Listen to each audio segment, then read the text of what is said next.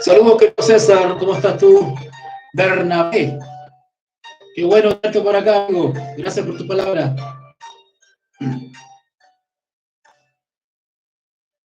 Ok, vamos a ir retomando entonces la serie de comentarios y análisis que hemos estado haciendo durante ya varios meses a las cartas del apóstol Pablo a los Corintios.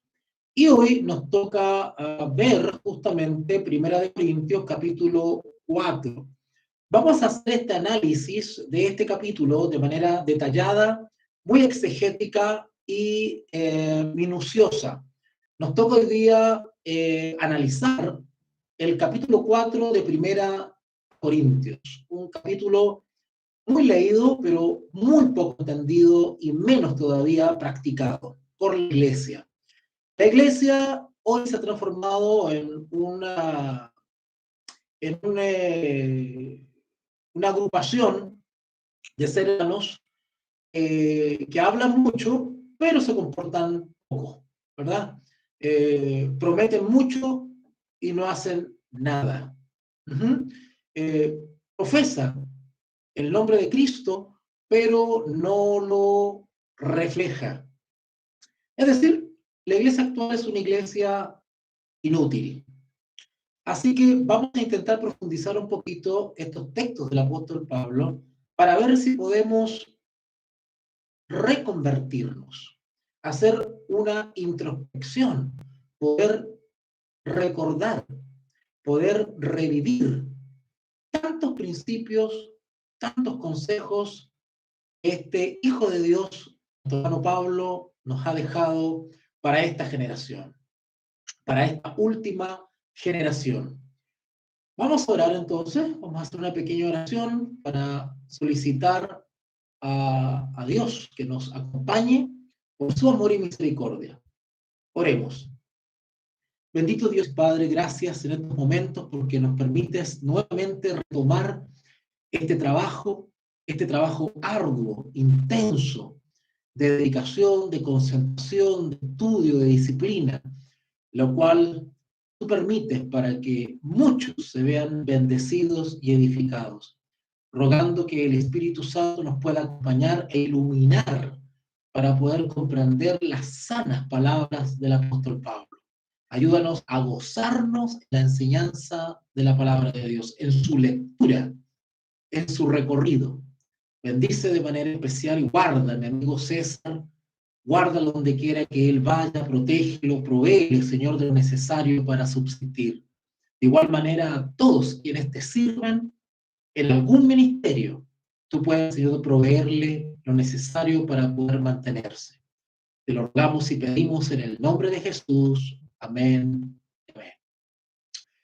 Bueno, amigos, vamos a retomar entonces. Nos corresponde hoy día analizar 1 capítulo 4. 1 capítulo 4. Y es un capítulo que tiene 21 versículos. No los vamos a estudiar hoy todos, pero por lo menos vamos a analizar y leer y comentar hasta el versículo 8. Así que vamos a intentar avanzar del versículo 1 al 8. Primera de Corintios capítulo 4. Primera de Corintios capítulo 4, del versículo 1 al 8. La temática de este capítulo ya está definida por el título. Si ustedes leen ahí en su versión Reina Valera de 1960, se titula El Ministerio de los Apóstoles. El Ministerio de los Apóstoles. Bueno, ¿qué nos sugiere este título? Nos sugiere algo mucho más profundo que el simplemente una descripción del servicio que prestaron los apóstoles, o prestan los apóstoles, ¿no? En el sentido originario de la palabra, ¿cierto? Los enviados, ¿cierto? Los enviados, ¿no es cierto? Los representantes, ¿no es cierto? Y el ministerio tiene que ver con ministrar, tiene que ver con servicio, servir. Cuando hablamos de ministerio, estamos hablando de servicio, una actividad de servicio. Es decir, quien integra un ministerio o lidera un ministerio o cumple una función en un ministerio, quiere decir que está sirviendo. ¿Ok? Los ministerios son bíblicos. Y los ministerios son levantados por Dios para servir. Y los ministerios tienen un sentido del servicio mucho más profundo de lo que ustedes creen, o de lo que yo también creía. Porque al analizar justamente estos textos, realmente estos textos bajan el orgullo y la autosuficiencia a cualquiera.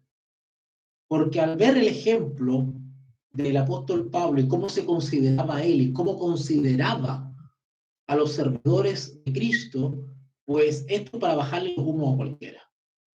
El apóstol Pablo nos da una lección tremenda y que al visualizar, al distinguir lo que él quiere enseñar, vemos un contraste abismante en la actual realidad. cómo los actuales ministerios no se parecen en nada a lo que la Biblia describe de lo que debe ser un ministerio. Y este es un tironcito de oreja indirecto a todos aquellos que ejercemos alguna función en un ministerio. ¿Vale? ¿Entiendes una cosa? Quiero aclarar esto del término ministerio.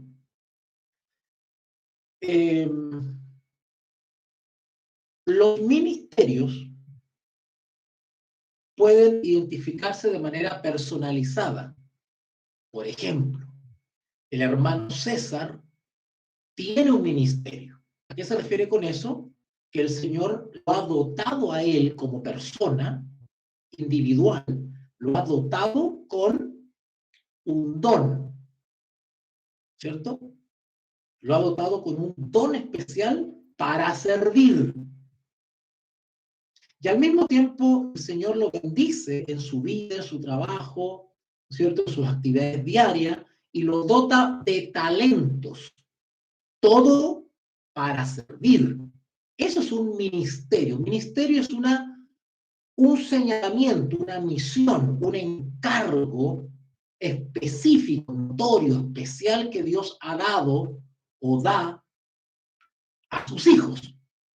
Por ejemplo, este servidor tiene el ministerio de la enseñanza, ¿cierto? Y se me ha dotado con ese don, se me ha permitido tener los insumos, los recursos para poder dedicarme y ejercer ese ministerio que Dios me ha dado, que es notorio, marcado, evidente, ¿no es cierto? Que es el don de la enseñanza, ¿cierto? Y cuando nosotros nos damos cuenta, discernimos que tenemos tal o cual ministerio, pues pastelero a sus pasteles. Mal estaría yo dedicarme a la sanidad, por ejemplo. Aunque cualquier hijo de Dios puede orar por los enfermos. Pero el don especial de la sanidad no es dado a cualquiera. Y así otros dones, u otras operaciones, u otros ministerios, ¿cierto? Si ustedes van rapidito, de todas maneras de introducción, ¿eh? Si ustedes van a 1 Corintios, capítulo 12, 1 Corintios, capítulo 12, ustedes se dan cuenta que los ministerios, para que sean reales, para que sean genuinos, los ministerios deben estar fundados o respaldados por un don del Espíritu Santo, al menos un don. ¿Ah? Cuidado, no es que a mí se me ocurrió un día y yo tengo ganas y hago un ministerio. El ministerio tiene que estar para que sea legítimo ante los ojos de Dios, para que sea genuino, debe estar respaldado por lo menos por un don dado por el Espíritu Santo. Si ustedes van a 1 Corintios capítulo 12, 1 Corintios capítulo 12, dice el versículo 4. 1 Corintios 12, 4. Ahora bien, hay diversidad de dones, pero el Espíritu Santo, es el mismo. Es decir, el mismo Espíritu Santo proporciona distintos dones a distintas personas entre sí. No todos tienen el mismo don. O sea, puede que varias personas en un territorio determinado puedan tener el don de la enseñanza, pero con lo que me refiero que hay diversidad de dones. En una congregación todos no enseñan. Otros se dedicarán a otros ministerios, a otras labores. Entonces, en 1 Corintios 12:4 dice, ahora bien, hay diversidad de dones, pero el Espíritu es el mismo. Acá el énfasis está en que lo que Dios otorga, lo otorga por el mismo Espíritu. ¿Okay? Versículo 5. Y hay diversidad de ministerios. ¿Notaron? Ministerios. Pero el Señor es el mismo. ¿Okay? Noten, primero Dios te capacita con un don. Tú ejerces ese don, y eso se llama un ministerio. El ministerio es la puesta en escena, la puesta en práctica de ese don. Es el ministerio, porque el don que se me ha dado, ¿no es cierto? Pues con ese sirvo. Ese es el ministerio del servicio derivado de un don que se me ha dado. ¿Ok? Así que vamos por orden. Primero, hay diversidad de dones, pero el espíritu es el mismo. Hay diversidad de ministerios, pero el Señor es el mismo. Y hay diversidad de operaciones, pero Dios, que hace todas las cosas en todos, es el mismo. Y de hecho aquí, en estos 3 versículos, está revelada la Santa Trinidad, ¿cierto? El Espíritu es el mismo, el Señor es el mismo y Dios es el mismo. Ahí está la Trinidad bíblica, las 3 personas que conforman la deidad. Y la operación es la manera en que el ministerio, ¿no es cierto?, se manifiesta patentemente, evidentemente, ¿ya? Opera, habla de puesta en marcha, ¿cierto? Ok, entonces tenemos el don dado. El don es usado para servir al prójimo, el ministerio, ministrar, servir, ¿verdad? ¿Y cómo opera ese ministerio? Bueno, haciendo clases, enseñando, seminarios, conferencias. De esa manera opera el ministerio. Pero tiene como fundamento el don del Espíritu Santo. En este caso, el don de enseñanza. El César puede tener otro don. Patricia puede tener otro don. Miriam puede tener otro don, ¿cierto? Y ese don es dado para servir. ¿Se acuerdan que en la transmisión anterior hablamos de que somos servidores? ¿Qué es Apolo? ¿Qué es Pablo? ¿Qué es Cefa? Servidores. Servidores. Ni siquiera el don es nuestro. Nosotros somos administradores de los talentos y los dones que no son nuestros y que se nos ha dado para servir. Por lo tanto, mal estaría gloriarme o envanecerme por un atributo que me lo ha dado Dios. ¿Vale? Ok, bueno, algo de eso vamos a ver ahora, porque resulta de que los corintios comenzaron a tener ciertas actitudes sectarias, en lo cual ellos se identificaban con Pablo, otros se identificaban con Apolos, otros se identificaban con Cefas, ¿cierto? Y Pablo dice, bueno, ¿qué es Cefa? ¿Quién soy yo? Yo no sería nada, estoy parafraseando, ¿verdad? Esto no lo dice así la Biblia, pero ¿quién soy yo? Dice Pablo. Yo no fuese nada si no fuera por el Señor. O sea, yo no podría hacer lo que estoy haciendo si el Señor no lo permitiese. ¿Quién soy yo? Soy un servidor, soy un engranaje más entre otros servidores. ¿Qué es Apolo? ¿Apolo es más que yo? ¿Es menos que yo? No, es un servidor que cumple otra función. ¿Ah? Cumple otro rol, otro papel dentro del gran ministerio de la evangelización. Así que si volvemos otra vez a 1 Corintios capítulo 4, y ahora sí arrancamos, pero tenía que hacer esa introducción. Ahora vamos a entender un poquito más esto de el ministerio de los apóstoles. Porque los apóstoles fueron capacitados con dones, ¿verdad? Dados por el Espíritu Santo. Esos dones los apóstoles lo ejercieron para servir el ministerio, de ahí que Pablo titula, bueno, no que Pablo titule, pero la versión Reina Valera titula en el capítulo 4, el ministerio. Es decir, el trabajo, el servicio, el rol, el papel de los apóstoles, ¿verdad? Ahora, ¿cómo operaba ese ministerio en los apóstoles? Bueno, de distintas maneras, ¿verdad? Los capacitaba para dar grandes discursos, para persuadir, para hablar, para expresar, etcétera, etcétera. De esa manera operaba el espíritu que estaba en ellos. Y esa presencia del espíritu es dada para servir. De ahí el ministerio de los apóstoles. En otras palabras, el servicio de los apóstoles. ¿Okay? Paso a leer entonces los versículos que nos convocan. Primera de Corintios, capítulo 4, versículo 1. Así pues, tengamos los hombres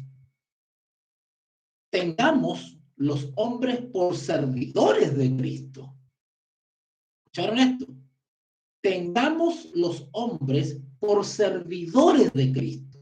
O sea, de frentón, el apóstol Pablo inmediatamente nos está aclarando que todos los profesos creyentes en Jesús, nuestro Salvador, somos servidores de Cristo.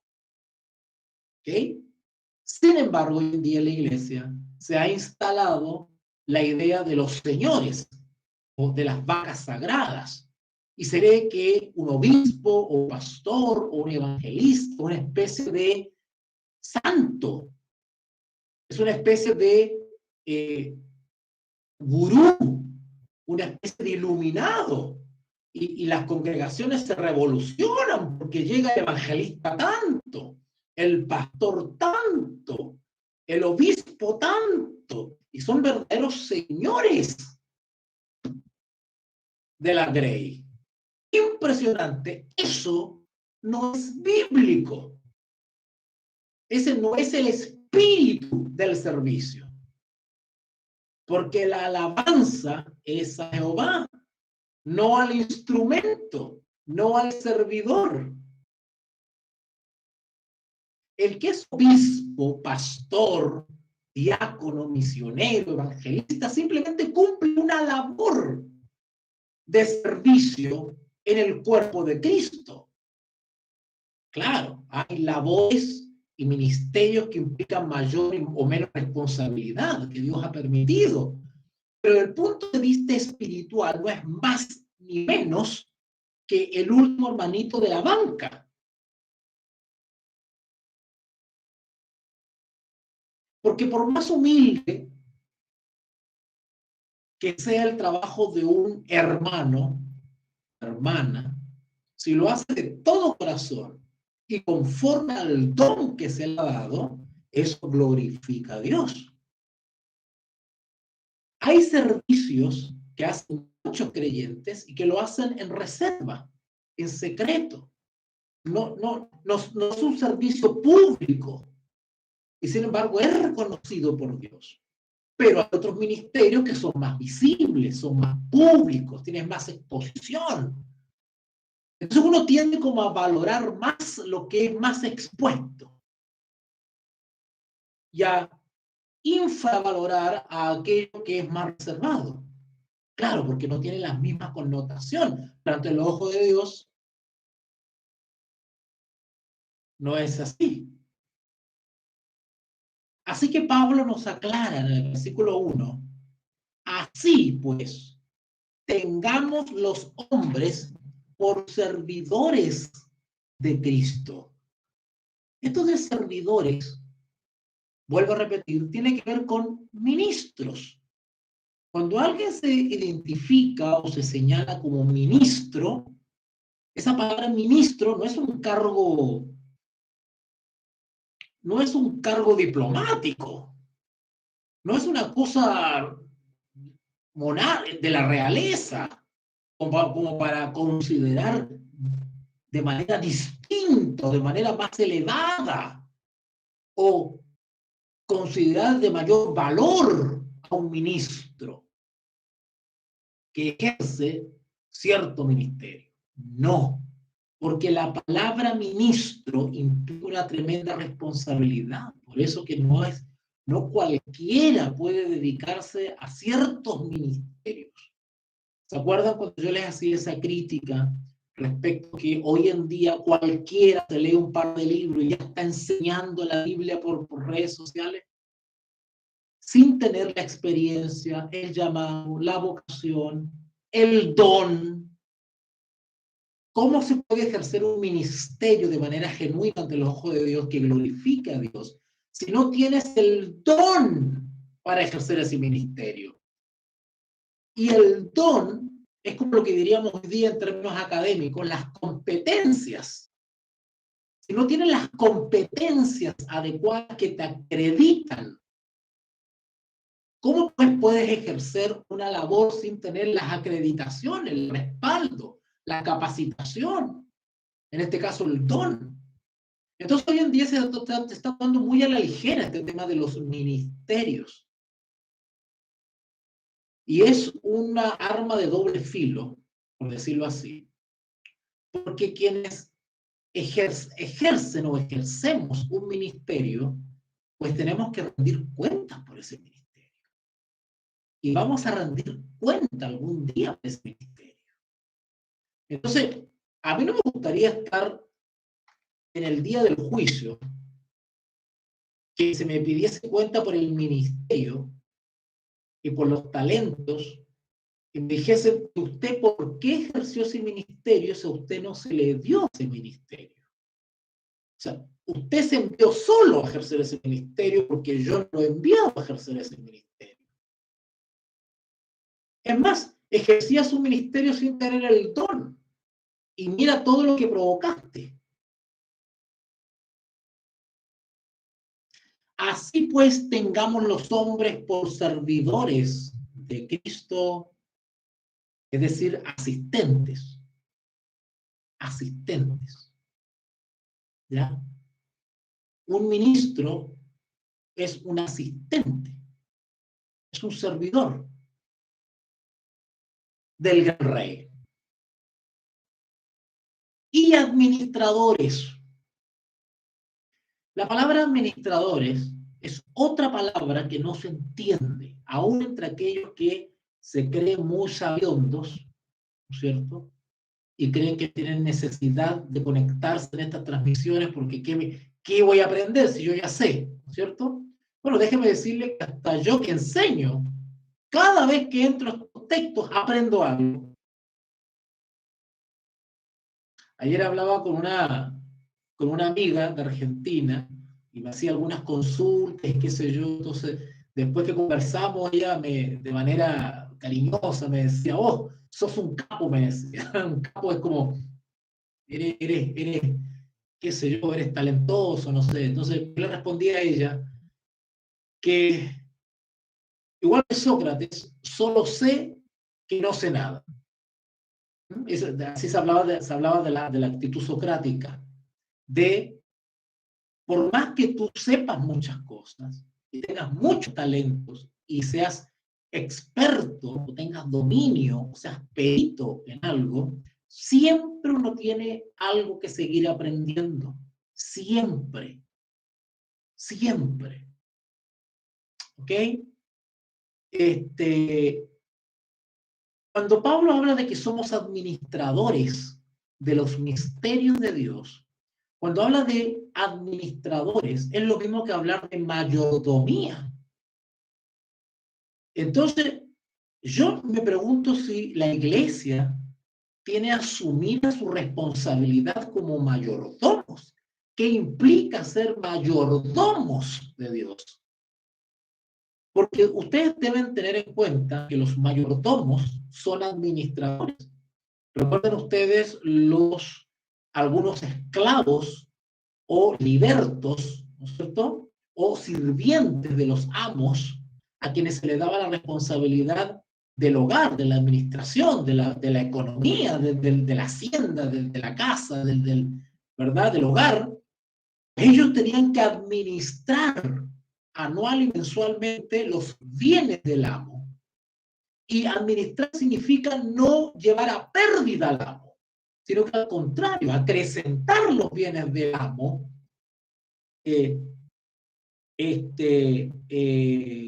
economizar los bienes del amo, es decir, bendecir al amo, no perjudicar al amo. En eso consiste la buena administración, ¿cierto? Una buena gestión de los recursos y de los bienes, cosa de que no provocar pérdida o la menor cantidad de pérdidas, al contrario, generar ganancias. Y de eso, de hecho, habla la palabra de Dios cuando usted lee la parábola de los talentos, ¿verdad?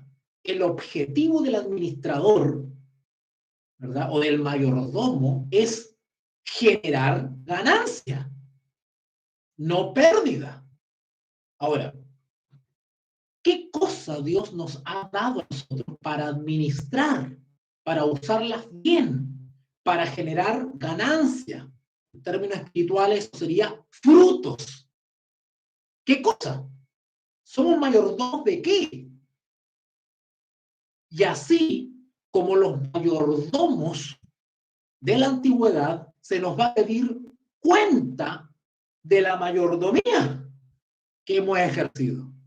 A nosotros también se nos va a pedir cuenta de la buena o mala administración de los bienes de Dios. Ahora, ¿somos mayordomos de qué?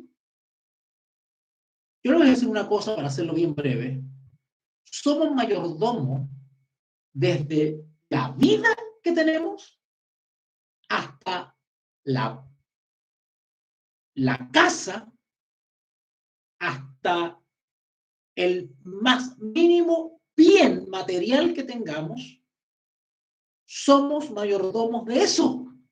Somos mayordomos del don que nos ha dado Dios. Somos mayordomos de las capacidades que nos ha dado Dios. Es decir, todo lo que nos permite ser tangible o intangible, todo lo que poseemos no es nuestro. No es nuestro. Todo se nos ha dado para servir, desde la vida, la salud, los recursos, la inteligencia, los seres queridos, los hijos, la esposa. Todo se nos ha dado para administrarlo porque no es nuestro. Nada de lo que nosotros tenemos es nuestro. Somos administradores de todo lo que Dios nos ha dado. Con mayor razón, quienes se dedican a las cosas de Dios y en general a los hijos de Dios, somos administradores. Y no solamente somos administradores, sino que somos servidores. Por lo tanto, mal estaría que la iglesia o la congregación considere vacas sagradas a algunos hermanos porque ejercen uno que otro cargo de responsabilidad o tienen un don que es más notorio que otro, ¿no es cierto? Mal estaría considerarlo de manera superior, distinta o especial. Mal estaría rendir honores o manifestar pleitesía a unos y a otros, no, por el hecho de tener una responsabilidad más delicada que otra, un don más notorio que otro. Eso no es bíblico, eso es producto de un espíritu humano. El espíritu humano en la Biblia se le llama la carne, el espíritu de la carne, ser carnal, no espiritual.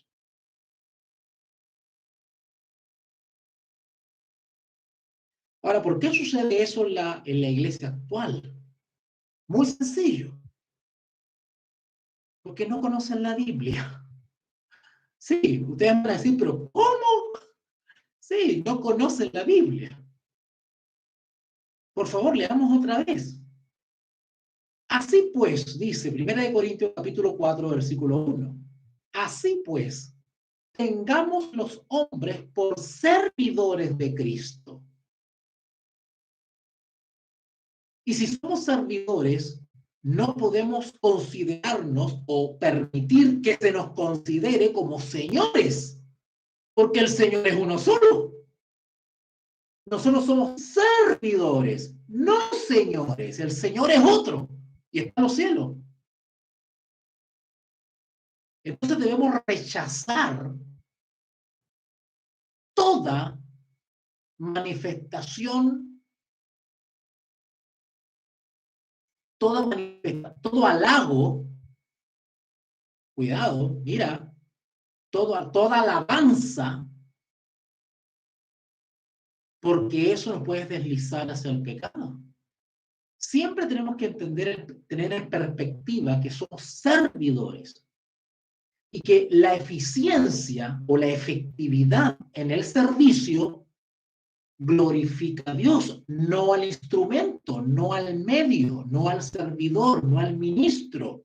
La alabanza no puede dirigirse al ministro, por más eficiente que sea, por más fructífero que sea su trabajo en el ministerio.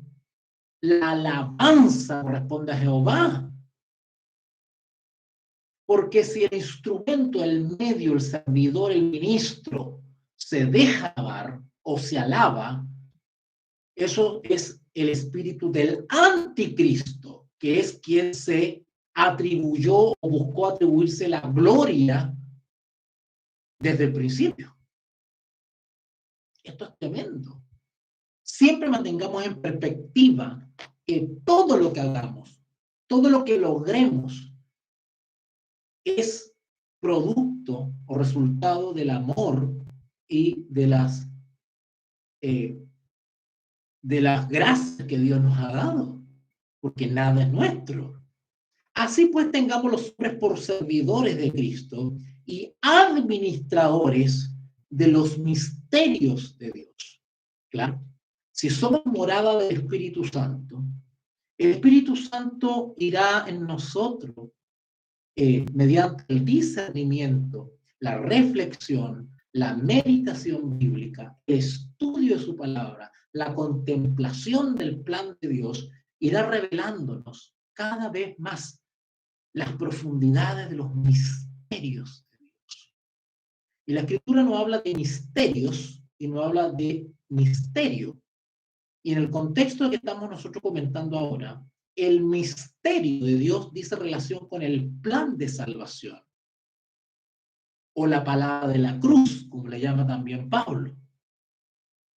La palabra de la cruz o el misterio de la piedad. El misterio de la piedad tiene que ver con el plan de salvación. Los hijos de Dios somos administradores de los misterios de Dios. ¿Y para qué el Espíritu Santo nos revela los misterios? Cuando hablamos de misterios, es un punto amplio eso. No solamente estamos hablando de tener un entendimiento respecto a la voluntad de Dios, sino que específicamente tiene que ver con el plan de salvación, contemplar el amor de Dios expresado en el plan de salvación. ¿Vale? El misterio de Dios también tiene que ver con la voz de Dios, es decir, con la dirección que nos da Dios, las indicaciones que nos da Dios a través de su palabra. La voz de Dios habla desde su palabra. Cuidado con eso, que la voz de Dios, ay, que yo escuché, que me dijeron, que Dios me habló. No, no, no, no, no, no, no, no. Claro que Dios puede usar cualquier medio que se le ocurra, porque es Dios. ¿Vale? Pero la palabra profética es la más segura. La voz de Dios expresada en su palabra. ¿Okay? Así que los misterios de Dios están expresados en su palabra. Los misterios de Dios se traducen en el correcto entendimiento de la voluntad de Dios. Ese es el misterio de Dios. El misterio de Dios es la voluntad de Dios.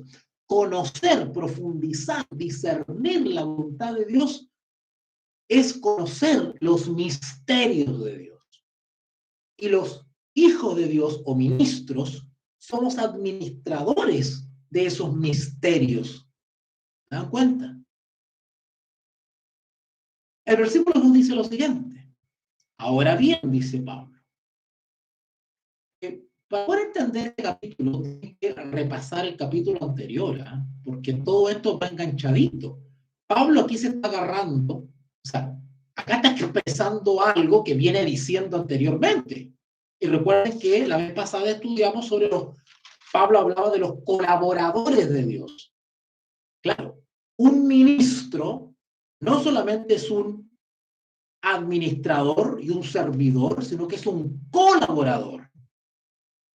Ahora dice lo que habla el versículo 2. Ahora bien, se requiere, se necesita, se exige de los administradores o de los mayordomos que cada uno individualmente, noten la referencia personal que hace Pablo, que cada uno sea hallado. Eso de hallado implica una investigación. Claro, cada uno de nosotros va a ser parte o va a pasar por un juicio. Y cuando hablamos de juicio, estamos hablando de un proceso investigativo. Todo juicio implica un proceso de investigación. Y cada uno de nosotros va a ser investigado. ¿Cómo administramos los bienes de Dios? Y según esa investigación, el resultado del juicio. Por eso que Pablo dice acá, oiga, esto no es fácil. Ejercer un ministerio es una responsabilidad tremenda, eterna.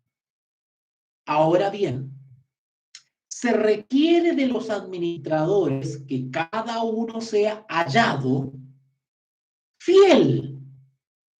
Cuando dice fiel, usted ha hecho otras versiones bíblicas, dice relación con ser dignos. Es decir, dignos del ministerio que se nos otorgó. Es decir, dejar bien puesto el nombre del ministerio. Si a mí se me ha dado el don de la enseñanza, bueno, voy a ser investigado en algún momento, voy a ser evaluado, ponderado, a ver cómo ejercí mi ministerio. Bueno, yo digo mi ministerio, va a ser el ministerio que Dios me dio, ¿verdad? Y según eso, se va a determinar si fui fiel a ese cargo, a ese ministerio, a esa responsabilidad, si soy digno de ese don, de esa responsabilidad.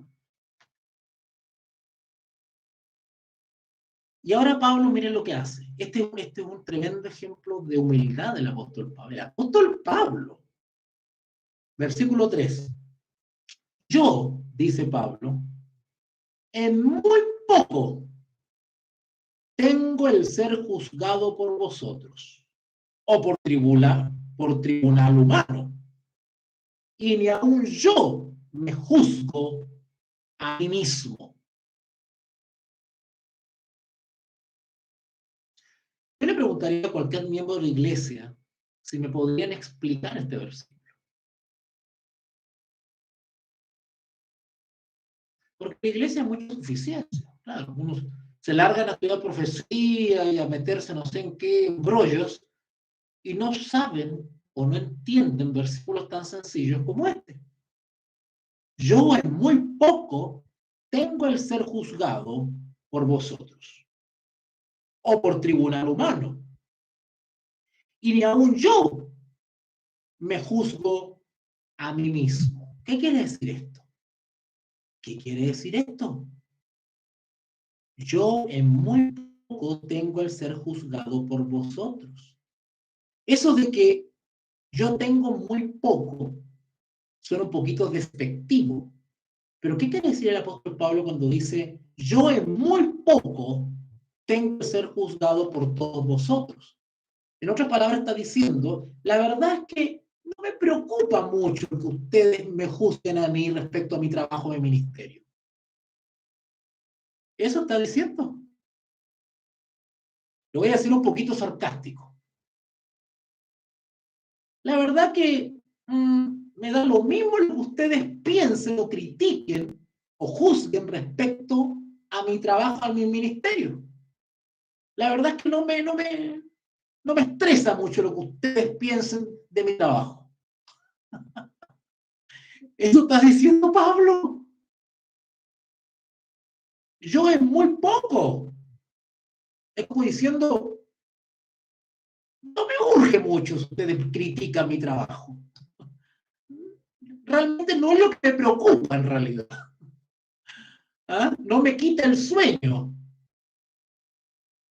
Claro. El método paulino, el estilo misionero de Pablo no era muy entendido por los demás apóstoles. Recuerden que a Pablo se le dio un ministerio a los gentiles y eso requería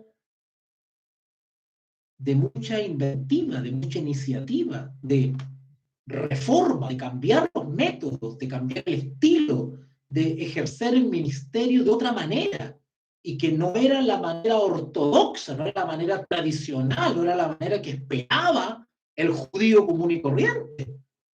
Pablo se salía un poquito de los parámetros a veces y confundía, decía, ¿cómo Pablo? Mira, ¿se acuerdan ustedes cuando el Señor Jesús se acercó a la mujer samaritana en el pozo de Jacob?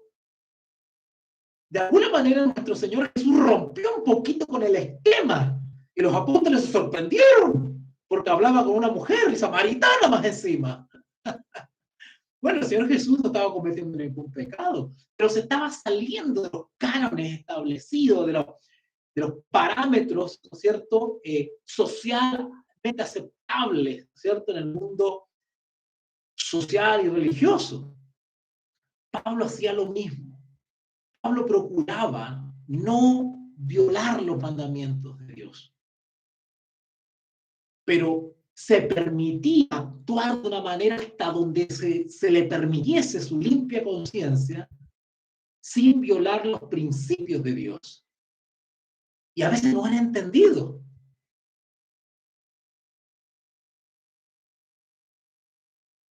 Y por eso es que Pablo era muy criticado. De hecho, se cuestionaba su apostolado. Se ponía en duda su ministerio como apóstol. Y si bien Pablo en varias ocasiones hizo defensa de su ministerio, al fin y al cabo, él le rendía cuentas al Señor. A Pablo le interesaba lo que el Señor juzgara de él, no los seres humanos. De hecho, en Gálatas, si ustedes recuerdan en Gálatas, dice, en Gálatas capítulo 1, versículo 10, Gálatas 1:10. Pues busco ahora el favor de los hombres, o sea, la aceptación, el popular. ¿Busco el favor, la aceptación de los hombres o el de Dios? ¿O trato de agradar a los hombres? Pues si todavía agradara a los hombres, no sería siervo de Cristo. Por eso que acá dice, porque aunque, perdón, versículo 3, 1 Corintios 4:3, yo en muy poco tengo el ser juzgado por vosotros, o por tribunal humano. Cuando dice tribunal humano, cuando dice tribunal, no se está refiriendo a los tribunales de justicia. Cuidado con eso. ¿Ah? Cuidado con eso. Cuando dice ahí, por tribunal humano, no se está refiriendo a los tribunales de justicia, así como los conocemos nosotros, ¿cierto? Los famosos juzgados. No, tribunal humano quiere decir personas que actúan como jueces, criticando, ¿cierto? Por tribunal humano, o sea, por opinión humana, ¿cierto? Por críticos humanos. Eso quiere decir. Vuelvo a repetir entonces, 1 Corintios 4:3. Yo en muy poco tengo que ser juzgado por vosotros o por tribunal humano. Y ni aun yo me juzgo a mí mismo. ¿Por qué?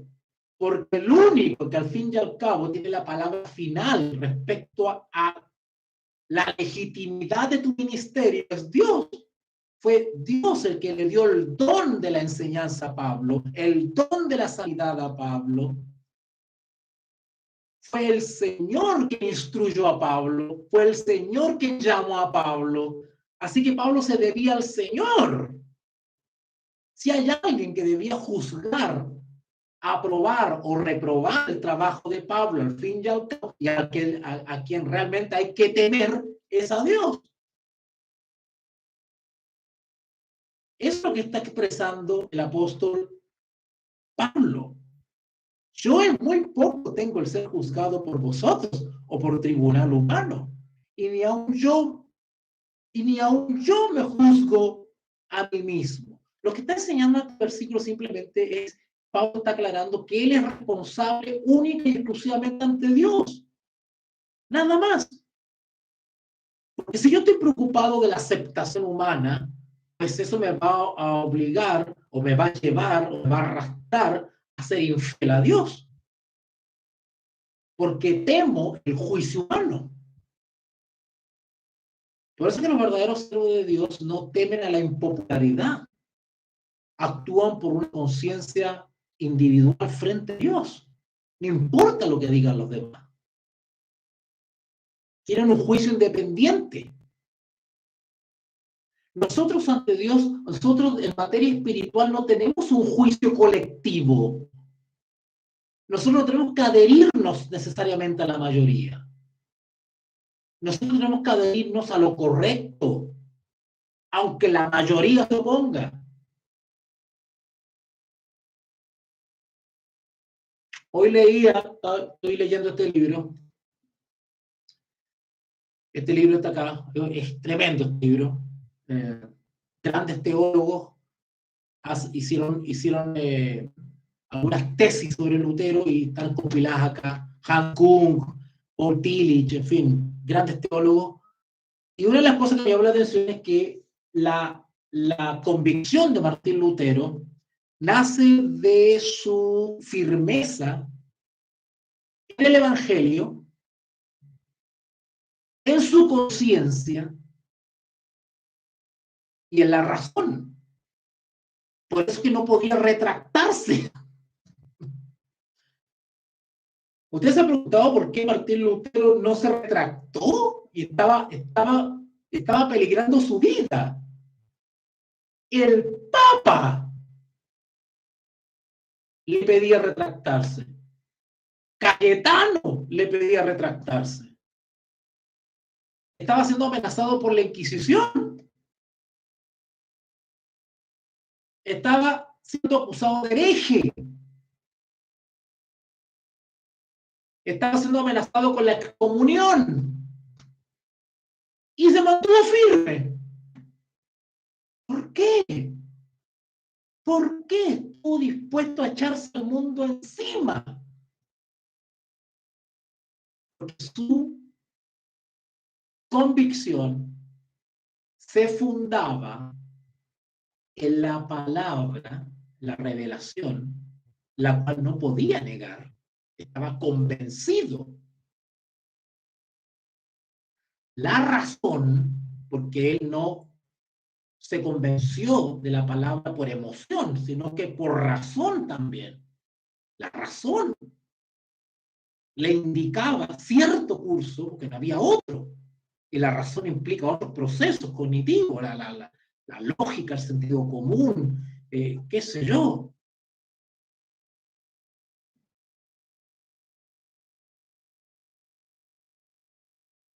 Y eso alimentó su conciencia. O sea, no podía violar su conciencia.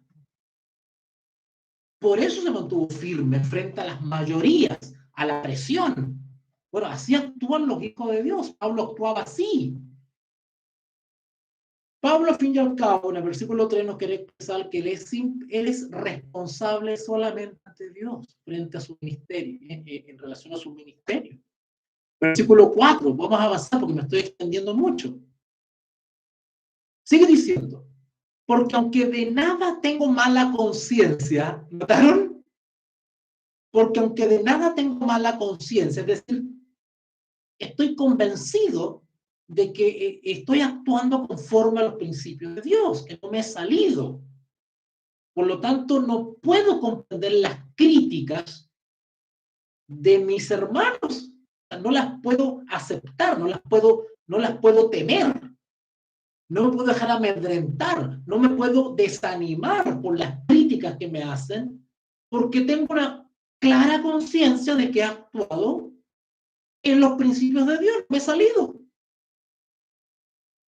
Igual que Lutero.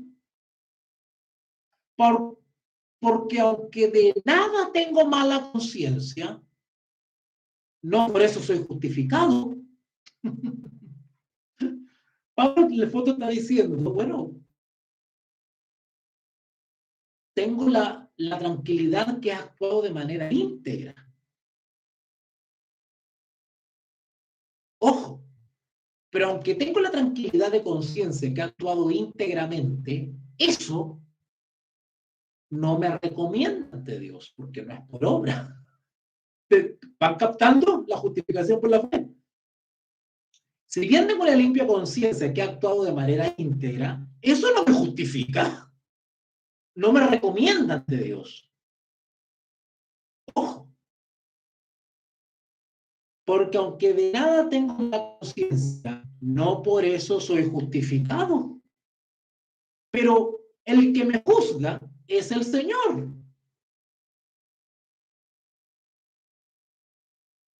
¿Vale?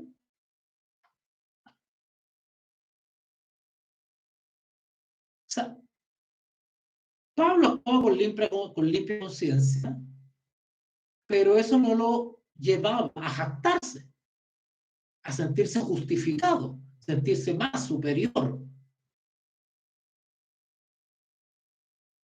Así que, y ahora saco una lección, ¿cierto? Que le está impartiendo a los hermanos de Corintios. Así que no juzguéis nada antes de tiempo. ¿Ah? Hasta que venga el Señor. Se venga el Señor hasta que llegue el día del juicio, donde sea Él el que juzgue, delibere. Ese juzgar tiene que ver con deliberar, ¿cierto? Así que no juzguéis nada antes de tiempo hasta que venga el Señor, el cual aclarará también lo oculto. Noten esto, el cual aclarará también lo oculto de las tinieblas y manifestará las intenciones. No habla de lo oculto y habla de las intenciones. Dos cosas de las cuales el simple ser humano no tiene acceso. Porque ustedes que me están mirando por la pantalla no tienen ni idea de lo que yo tengo en el corazón. Eso lo sabe el Señor. ¿Se dan cuenta? Ustedes pueden juzgar, claro, pero según lo que se ve exteriormente, ustedes pueden tener una idea, ¿no es cierto? Ustedes ven la pantalla y dirán, ay, mira, el hermano Walter se ve muy dedicado, con mucha vocación. Mira, sí, se ve que lo hace con buena intención, pero todo eso es subjetivo, porque realmente ninguno de ustedes sabe la intención de mi corazón, porque yo estoy sentado acá hablando aquí. No saben cuáles son mis reales intenciones al hacer lo que estoy haciendo. El Señor lo sabe. Eso es lo oculto. Lo oculto. Por eso que dice acá, no juzguéis nada antes de tiempo. Ojo, quiero decir algo. Hoy en día, el espíritu totalitario y controlador de las organizaciones religiosas está manipulando el lenguaje para controlar a los borregos que son parte de las instituciones religiosas. Y dentro del vocabulario, de los conceptos que usa para controlar las conciencias de las personas, justamente la palabra juzgar. Entonces resulta que usan la palabra juzgar para anular todo tipo de opinión distinta a lo establecido. Entonces cuando usted opina algo que está en disonancia con el discurso oficial, automáticamente a usted se le dice que está juzgando. No juzgue, ¿eh? No juzgue como sinónimo de criticar. Entonces, confunden la palabra criticar con juzgar, la hacen sinónimo. Entonces, para no ser crítico, hay que quedarse callado, mejor hacer la vista gorda o hacer que no veo. Porque si alguien habla opina, pues está juzgando. No, claro que te podemos juzgar, claro que podemos juzgar, pero hasta donde nos permite nuestro conocimiento y nuestras capacidades limitadas humanas. Claro. Yo le puedo pedir a ustedes que hagan un juicio sobre la transmisión de hoy día. Entonces ustedes van a opinar o van a emitir un juicio, van a juzgar la transmisión de hoy. Algunos van a decir, no me gustó cómo habló, subió mucho la voz, no, a mí sí me gustó, me gustaron los libros que se ven ahí atrás, no me gustó el fondo de la pantalla, no me gustan las letras que están por ahí. O sea, ustedes van a emitir un juicio porque somos libres de emitir juicios. Eso no es el problema. Lo que está hablando la Biblia es de emitir juicio respecto a lo oculto. Ustedes no pueden juzgar intenciones porque no están acá. Porque ustedes no son omnisapientes. Porque eso es un atributo de Dios. ¿Se dan cuenta? Hay que hacer la diferencia en ese sentido. La palabra nos está advirtiendo que no juzguemos nada antes de tiempo. ¿Pero qué cosa? La intención del corazón. Eso lo sabe Dios. Pero yo puedo juzgar una cosa respecto a lo que estoy viendo, ¿por qué no? ¿Verdad?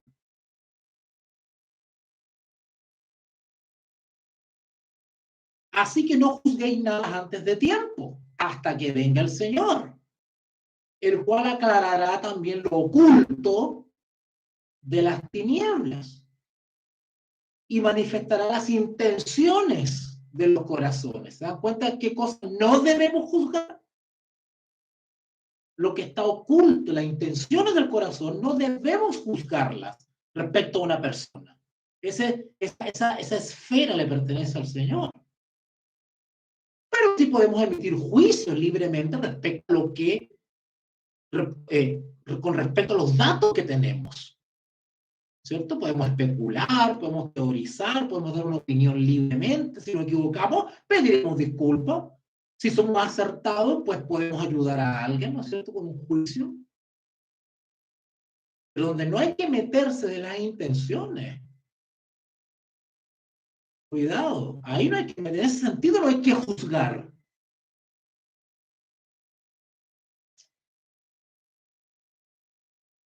Y entonces cada uno recibirá su alabanza, es decir, su recompensa, según lo que Dios juzgue respecto a la intención. Ustedes y yo han escuchado esos textos maravillosos donde se explica el tema del juicio y se habla de que por más buenas obras que uno haya realizado, si esas obras, cuando digo obra, me estoy refiriendo a estilo de vida, testimonio personal, conducta, comportamiento, hechos, actos, como hijos de Dios, ¿vale? Cuando uno realiza obras de justicia, obras buenas, ¿eh? Buenas obras, ¿no es cierto? Esas obras van a ser juzgadas. ¿Pero qué se va a juzgar? ¿Solamente la obra? No. Se va a juzgar la intención, la motivación de esa obra. Y ambas cosas deben coincidir. La buena obra debe estar motivada por un motivo santo, puro, guiado por el principio del amor. Si esa obra está manchada de egoísmo u otro tipo de pretensiones o de intereses, esa obra no tiene valor ante el ojo de Dios. De ahí el famoso texto bíblico de que cuando el Señor Jesús habla de en tu nombre hicimos esto, en tu nombre hombre hicimos esto otro. Si el tema es que nunca haya hecho cosas buenas, qué bueno que hace cosas buenas. Pero ¿cuál es la intención del corazón? Cuando tú ayudas económicamente a un hermano, lo haces, ¿cuál es la intención del corazón? ¿Lo haces alegremente? ¿Lo haces voluntariamente? ¿No te duele? ¿O te duele el bolsillo porque ayudaste al hermano? Los motivos y las intenciones de tus obras van a ser juzgadas y cada uno va a recibir su alabanza o su recompensa, dice el texto. 1 Corintios 4:6 ahora. Por esto, a modo de conclusión, por decirlo así, el apóstol Pablo ya va sacando lecciones de todo lo que ha dicho. Por esto, hermanos, lo he presentado como ejemplo. O sea, todo esto que hemos venido analizando hasta ahora desde el capítulo 3 de 1 Corintios, todo esto lo he presentado como ejemplo.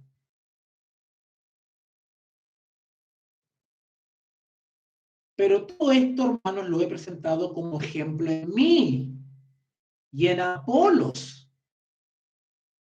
¿Se dan cuenta que siguen con esto de Pablo y Apolos? Porque se está dando un conflicto en Corinto. Yo soy de Apolo, yo soy de Cefas, yo soy de Pablo. Y el apóstol Pablo dice, oye, somos colaboradores de Cristo. No soy más que Apolo, no soy más que Cefa, somos colaboradores de Cristo. Y tenemos que rendir cuenta por lo que estamos haciendo. Y todo lo del Señor, es al Señor a quien le debemos todo lo que tenemos. Por eso habla de mayordomía, de administración, ¿verdad? Pero todo esto, hermanos, lo he presentado como ejemplo en mí y en Apolos, por amor de vosotros, para que en nosotros, es decir, en Pablo, en Cefa, en Apolos, aprendáis a no pensar más de lo que está escrito. ¿Qué cosa está escrito? Bueno, está escrito de que somos servidores, ministros, hemos sido llamados a servir. ¿O no Pablo nos identificaba como esclavo? ¿Cómo entonces los hermanos lo levantaban a Pablo como líder de una facción, a Apolo líder de otra facción? Y el mismo apóstol Pablo se hacía llamar esclavo.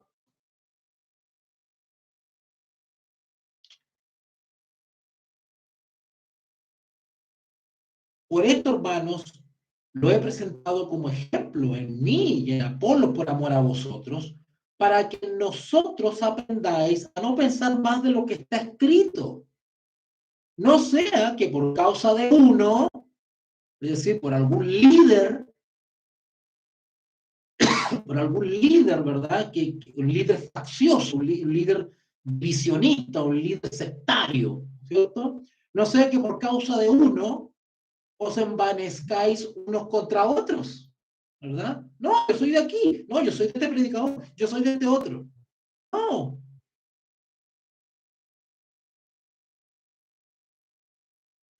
Ojo,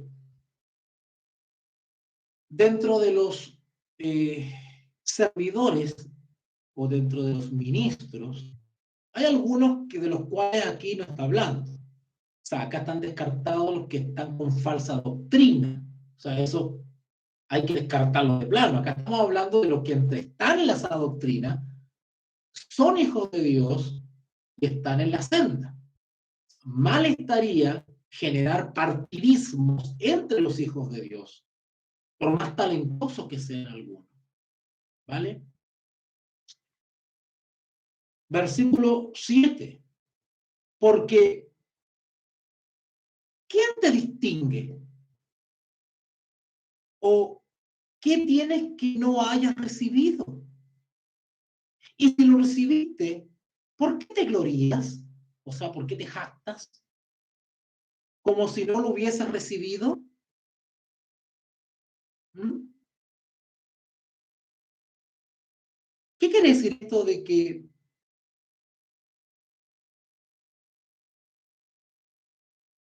porque quién te distingue? Pablo necesitaba que lo alabaran. Pablo necesitaba que lo distinguieran. Pablo necesitaba que lo premiaran.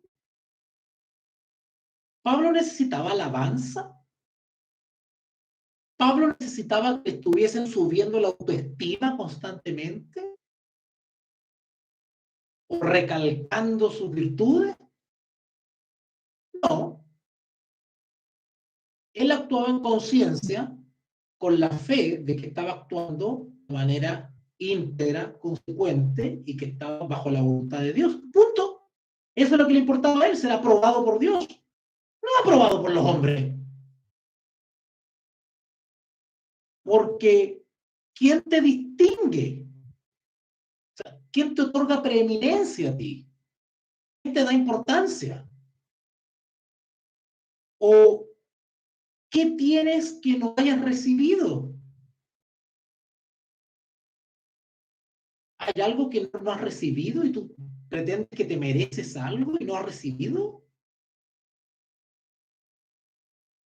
Y si lo recibiste, ¿por qué te glorías? ¿Por qué te jactas? Como si no lo hubieses recibido.